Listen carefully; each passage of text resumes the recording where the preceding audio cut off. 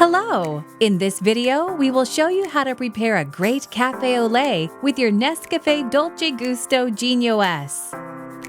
Adjust the drip tray to the low position. Place your cup on the drip tray. For this capsule, we recommend selecting the 6th bar with the selection wheel or adjust to your taste.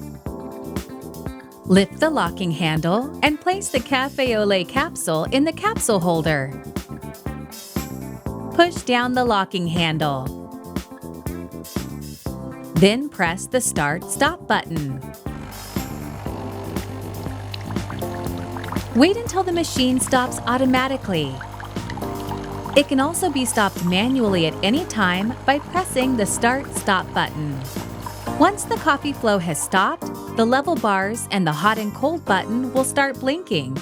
Don't lift the locking handle until the level bars turn a steady green. Open the capsule holder, remove the capsule, and dispose of it in a bin. Reinsert the capsule holder.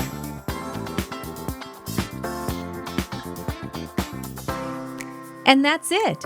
Enjoy your balanced and round cafe au lait.